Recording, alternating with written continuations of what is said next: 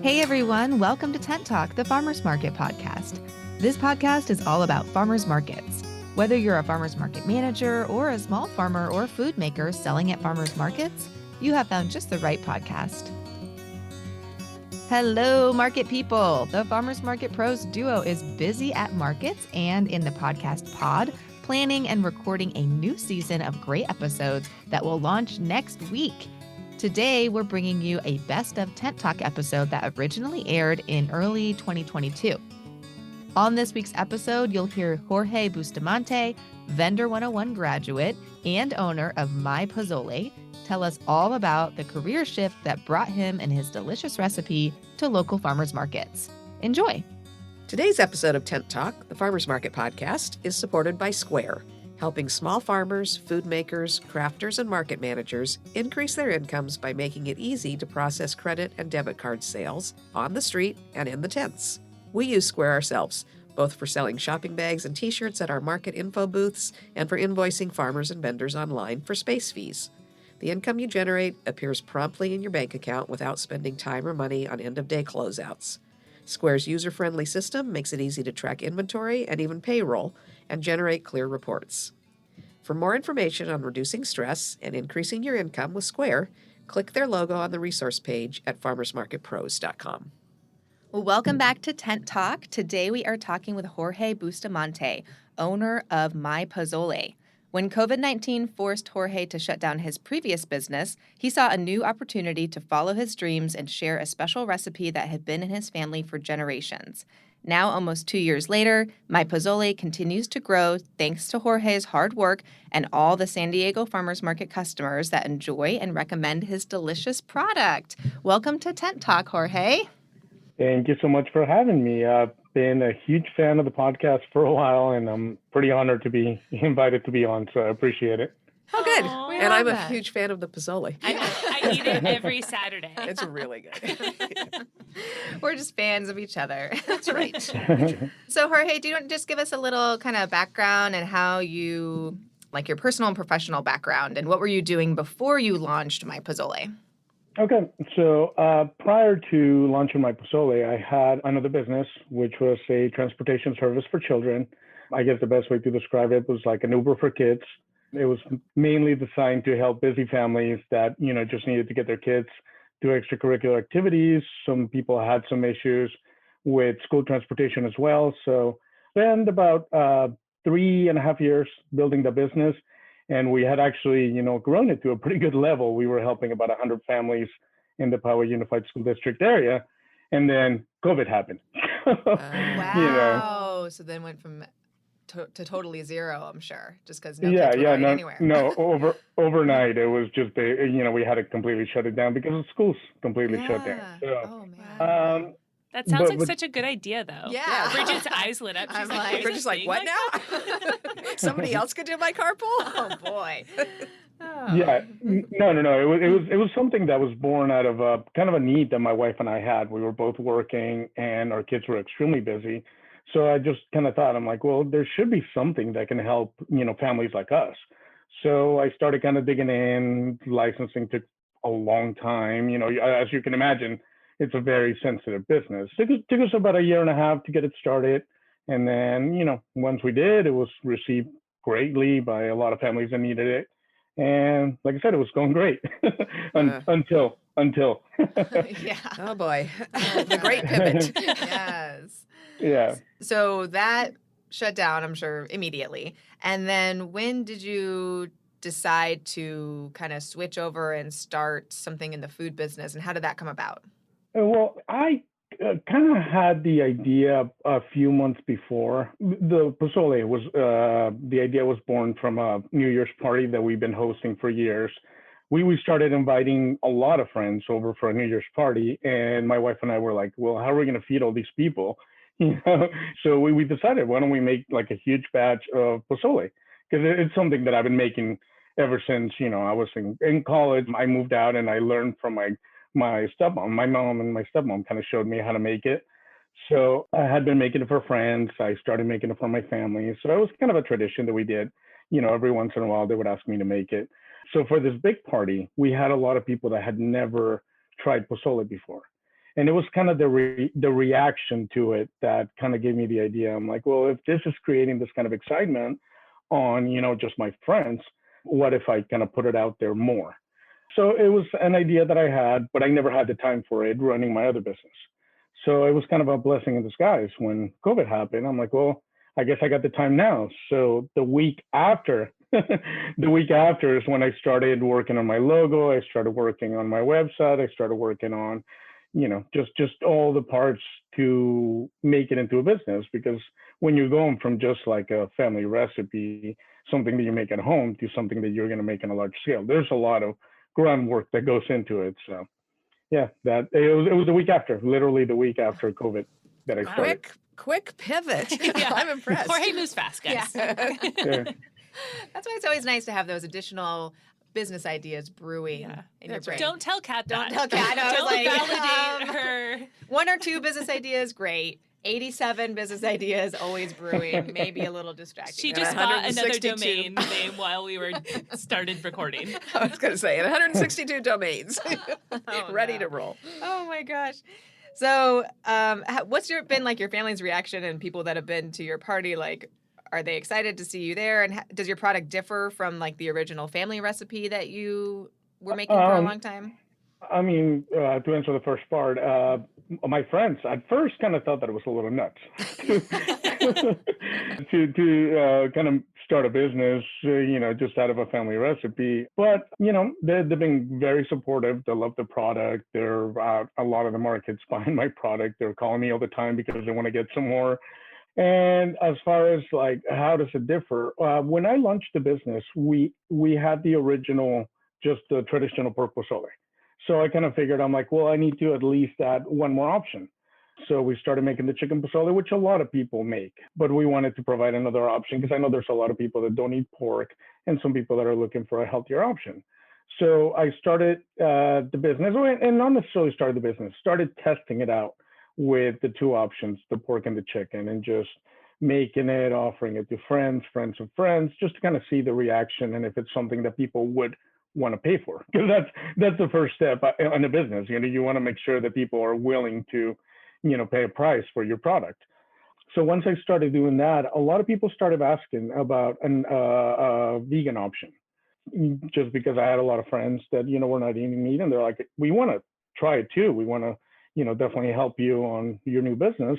Would you consider doing like a vegan option? So we kind of went to the drawing board and started kind of trying to figure out how can we make it a vegan option. So first was we wanted to keep kind of the same look to the pozole. So we were looking for something that kind of mimicked meat. That's when we kind of landed on jackfruit. People recommended mushrooms and jackfruit. We tried jackfruit first and it was great. So we never even went down the mushroom route. And the product was very well received. So then after that, I said, okay, cool. It looks like people are willing to pay for it. So now, where do I sell it? Where do I do more than just, friends and family? And this is when the next step came into the business. Yeah. So what led you to look at farmers markets and find Vendor 101? How did you figure all that out? Was that like a direction that you thought of right away, or what were some other options that you were looking at? Well, my first idea was to kind of imitate what I had seen, the party setting, kind of getting a lot of people together and, kind of try it, have people that had never tried it before try it. So that was kind of the original idea, but obviously COVID, was not going to allow that. Yeah. There was We're not having parties. Parties, all right. I forgot for like. I did too. I was like, 90 why? seconds. Why aren't people gathering? Oh yeah. Oh yeah. Yeah. So it just wasn't going to work. So I'm always looking for ways to make things work. And I stumbled on the fact that farmers markets were open. It was luckily, thanks to you guys, that those markets were actually open in COVID times.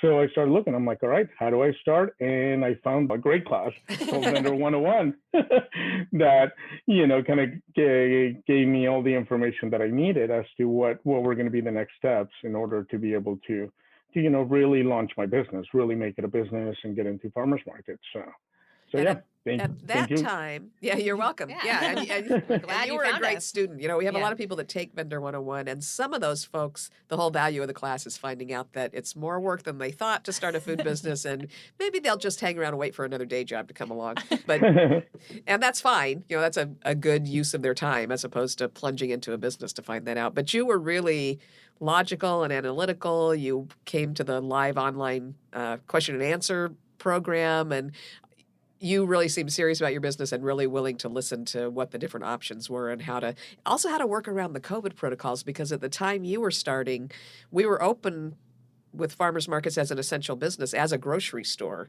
but we Mhm. weren't selling food to eat on site because the whole idea, San Diego had a stay-at-home order. They didn't want people out. I mean, the city told us you need to take all the fun out of the market. We don't want people coming out to have fun. If they want to Yeah. come out and shop for groceries, that's fine. So I remember you and I having that conversation about if you can package this as a grocery product, as a multi-serving tub to take home, you're good. Mhm. You're not going to be able to serve it with a spoon for a while yet. So, and you adapted really nicely to that. Oh, for sure. No, it was a great option and a great recommendation, because that honestly, it's not only was it a great way to offer it to customers back in those days, it continues to be a very popular product. Like, a lot of people want to come out and they may want to eat other products at the market, or a lot of the times, a lot of people are just preparing for meals. So this is a prepackaged meal that can just go in the fridge and it's ready to just heat up. They have all the toppings on the side, and it's been very, very well received, even past once the COVID-19 limitations were lifted.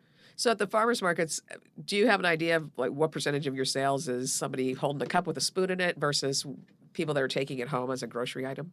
I can tell you the biggest indicator of that is the weather. Interesting. Whenever there's a really hot day, it completely shifts. Whenever it's a really cold day, it completely shifts. So I always try to come prepared. I look at the weather. I'm always looking at the weather ahead of time. And Welcome to farmers market managers' lives. Yeah, and I always joke with my customers that I'm probably one of the few people that sees a cloudy day and just starts getting excited about it. Because, rain or shine? Is it raining? Yes. Yes. Yeah, I mean, we don't want too much rain because that's going to keep people away. But just a little bit of rain to get people enough to come out and want to have a hot cup of pozole. It's always a great thing for us. Yeah, it's wonderful, and the pozole's so good. How many markets are you currently in? So right now we are doing seven wow. markets a week. Oh, wow. Yeah. Oh, that's a lot. Yeah. It's getting busy. It's definitely getting busy. One of those markets we do every other week, but all the other markets are every week, and in some of them, one actually we're still subbing in, but luckily we've been able to be there every week. Oh, nice. Good. So what kind of team do you have that helps you cover all those markets? So as far as the markets, family has been they've been awesome. I have my dad he's always been supporting me on everything that I do, and he's always out in the markets helping me. My stepmom as well. They normally run whenever I do double markets. They're the ones that are ready to kind of run a market by themselves. So they go ahead and do that once or twice a week. On the other ones, I have 3 people that come out and help at different markets. So some of the busier markets, I definitely can handle doing by myself. So they're the ones coming out. And the next step is going to be to get people to just run the markets themselves. So I'm not constantly there, and I'm able to work a little bit more on the growing the business. Sure, strategizing and what have you. And you still do catering as well, right? We do. Some home delivery, but I would say probably 80 to 85% of our business is farmers markets. Gotcha. Currently. So your business is pretty streamlined. My husband has always been in awe of people like WD-40 that just sell one thing, or In-N-Out, which has a really, really streamlined menu, and is very successful as a chain. So, you only offer those 3 versions of pozole, right? Yes. And you're not, Yes. Are you planning to add other products to your lineup or stick with that? I don't think I'm going to deviate away from the pozole side. It's going to be probably things to adding to the pozole. So we're in the works is we're going to be adding some other toppings. We'll probably do like a fun topping of the month or a fun topping of the week, just to kind of give people another option to try different things on it. I haven't talked about kind of like the history of pozole and the different varieties that are offered throughout Mexico. But pozole, kind of depending on which part of Mexico you're from, you grow up traditionally having different styles of pozole. So I'm from Central Mexico. I was born in Mexico City. So in Central Mexico, traditionally people enjoy the white pozole. In Southern Mexico, people traditionally enjoy the green pozole, which has got a tomatillo base. And then in Northern Mexico, there's red pozole that they cook with like a guajillo peppers traditionally. So what we're going to add is probably like a sauce that can be added so people can have other styles of pozole. But still keep your base the same. Correct. Yeah, no, we want to keep it streamlined. Like you mentioned, I'm a huge fan of the In-N-Out and how simplistic their business model is, and I'm looking to do something very similar. So you see it as a distinct benefit having that limited menu. Oh, for sure. I mean, I think when people start trying to do too many things, it makes it. First of all, it makes production a lot harder. It makes the selling at the farmers markets harder. You got to think about a lot of things whenever you're trying to serve customers. You don't want to make them wait a long time. So I try to keep it as simple as possible so that people get their product as fast as possible. Yeah, I've seen you manage a good line really efficiently, so that's nice. And it probably helps with waste reduction because if that's the trick. If you've got a huge long menu, trying to anticipate what's going to be the hot seller that day and what may be spoiled by the end of the day and not be able to be reused gets tricky. Yeah, no, most definitely. That's a big part of it. So, I mean, with time, there may be some different things that we do, but right now, that's kind of the vision right now. Yeah, you seem really focused. It's always impressed me about you. It's working. Yeah, it's Thank working. you. Let's not fix it. It's working. Another thing about the My Pozole booth at the market is just the booth itself it's like such a, we'll post a photo on Instagram with this episode so y'all can see it, but it just has like a really distinctive look to it, and it's not busy. Like it's a very like streamlined booth, but it really stands out. Well, it's a wood storefront. Yeah, it looks like a storefront. It looks like a shop. Yeah, it's so cute. They like build it every week. So first of all, it looks really heavy, but it must. So can you just tell us like how you came up with that look and how the logistics of getting how do you do market. it? How do you do what you do? Okay, so I'll start with how I came up with the idea. Like everything I do, sometimes I kind of like try to go a little bit, I guess, involved. I was looking for something that would stand out because obviously with the product that I'm dealing with, a lot of people, actually I would say a large majority don't know what pozole is. So my thinking ahead of time is like, okay, well, if I'm going to be at the farmers markets, I need to kind of figure out a way to get people's attentions, do something a little bit different. There's a business book by Seth Godin. It's called The Purple Cow, which talks about like when you're driving through a field of cows, you're obviously going to see that there's a bunch of cows, but you don't really pay attention to any of them. But if there happen to be a purple cow sitting there, you would like totally look at it right away and be like, all right, that sticks out. So that's kind of the concept that I was going for. I'm like, okay, well, I want to do something different, to get people's attentions, because first it's going to be getting their attention and then be able to talk to them about the product and kind of let them know about pozole. So yeah, I started just kind of looking into it. I found that booths like that are kind of popular in London. I kind of started kind of doing my research, and I noticed that a lot of them, in some of the markets, just looking through photos, that a lot of people in London in some of the markets had those. So I started kind of figuring out like, how am I going to build this? How am I going to make something that can be put up and taken down, multiple times now a week? So I try to find like the lightest wood possible, the easiest way to, put it together and take it apart. It's a little bit of extra work, but it's totally worth it. It makes it kind of comfortable to have that counter that I can deal with people coming up to the counter, and perfect storage down below on the shelf. So yeah, it seems to work pretty well. Cool. And you'd have to see it, but Jorge has the tidiest freaking booth I've ever seen. So clean. It is so tidy. It's like cleaner than any restaurant I've ever seen the kitchen of. It is. It's amazing. Yeah. The health department people must just love you. Do you have two of those storefront pieces that go on the front of the tent since you're doing two markets at once now? I don't. The time that it took to build the first one, it's something that it was great prior to starting the business. I just don't have the time to do it anymore. So the second one is just your traditional, farmers market setup with, a banner in the front, a banner on the top, and, tables and everything. So maybe in the future I'll be able to build something similar, but right Yes. now I just don't have the time for it. Well, just don't stop bringing it to Little Italy. We love it. It's funny to like think back at like those early COVID projects we were all doing. Like I built a fence at my house and like refinished my front door and was doing stuff like that. And now I'm like, I'm never gonna do that again. We don't go quite that deeply now. We're back to all that real life. Standard stuff. But when you're doing a booth that's got a banner on it and things, it seems like your branding is really consistent and clean and Oh, for sure. recognizable. So do you make sure that your banner setup gives the same feel as your wooden booth front? Most definitely, most definitely. One of the other aspects of the business that I believe are very, very important, because sometimes it could be even more valuable than the product, is the brand.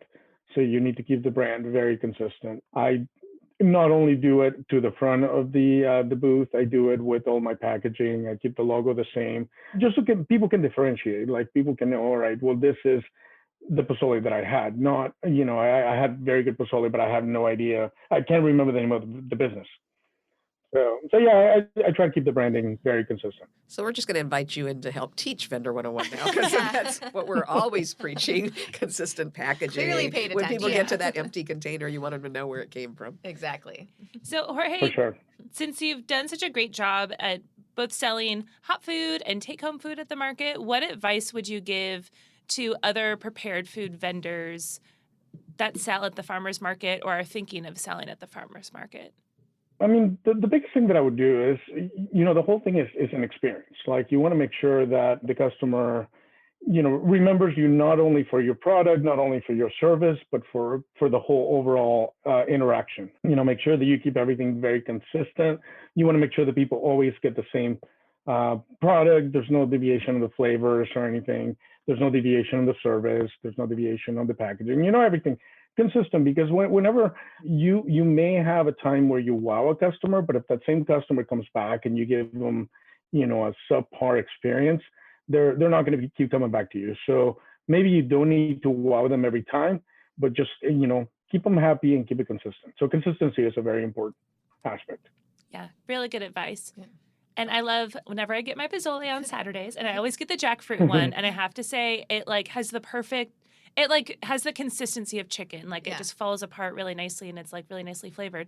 But my favorite part is Jorge has this whole lineup of all his toppings. Yeah. And the pozole itself is delicious, but the fresh toppings are just such a nice, it's like the cherry on the top. It like really adds to the experience, like you're saying, the experience of getting the pozole. I mean, that's the thing about pozole. It's really just a vehicle Yeah. for all the stuff that you get to put on top. And your sauces are really good, Yeah. the hot sauce. And it's amazing. So just a couple more questions about kind of your future plans. And obviously you're always scheming and always thinking of like the next step. Mm-hmm. Where do you see My Pozole down the line? Like more farmers markets, more pop-up events? Is it catering? Is it home delivery? Where do you kind of see yourself gravitating towards for this business? The biggest thing, my plan down the road, it's going to be more farmers markets, more events, more caterings. One of the things that we've been kind of dealing with is we've been working out of a shared kitchen. So here shortly, we're going to be getting our own production kitchen. We also just signed a lease for a warehouse too, because when you guys know, when it comes to farmers market equipment, it's a lot. Right. Yes. So you can't. Yeah, like keeping that at home, it's not an option anymore. So well, you can buy your packaging and things so much more economically too if you can buy large quantities, if you got a place to put them. Mm-hmm. Of course. So we're doing that. We were not doing it together just because we were trying to keep the investment a little bit lower. So we're joining a ghost kitchen, but the space is very limited. So hence the reason why we're having to do a kitchen and a warehouse as well. So what we're looking for is to just grow the amount of markets, the amount of events that we're doing, and then just kind of see where the business goes from there. I mean, brick and mortar maybe down the road, but it's something that right now we're just trying to build the same model, trying to perfect the same model and see how it goes from here. I mean, is it something that we could expand to other cities? Maybe. It just kind of depends on what the customer wants. I mean, because basically that was kind of the best things about starting the business at a farmer's market, is being able to get the feedback from a lot of customers and kind of wanting, seeing what they want. One of the things that we get in Little Italy is we get a lot of people from out of town that try our product and they want to have it again. So they keep contacting us to see if we can figure out a way to, ship our product because, they would be interested on, being able to get it again. So there's so many different things that we're kind of exploring, but we got to kind of get the base of the business strong before we can kind of, get distracted by too many products. I wasn't actually thinking about online sales. I was going to ask you because you're really analytical. I know, if you've looked at brick and mortar versus farmers markets and if that makes sense. But the thought that people from out of town want it, it may be that your best path to expansion is developing a frozen product. I was going to ask if you've ever frozen your pozole. Yeah, something that you could get and then, go down to the grocery store path. Mm-hmm.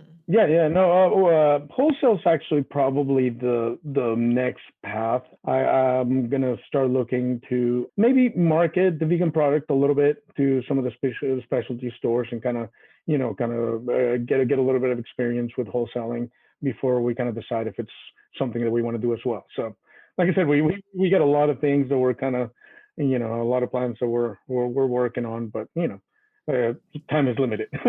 For sure. And for some people, I worry about that when they start talking about going into wholesale. I always try to remind our farmers market vendors that that's a really different financial model, and it can be a great way to expand and succeed, but that you really have to look at those numbers and make sure that your pricing and your costing works out for you in wholesale. But I have every confidence that you're actually digging in and doing that research and getting that education, and that whichever way you decide to go, you'll be successful. Mm-hmm. You're Thank you. One of our success stories. We like to brag about you. Yes, we do brag about you. For sure.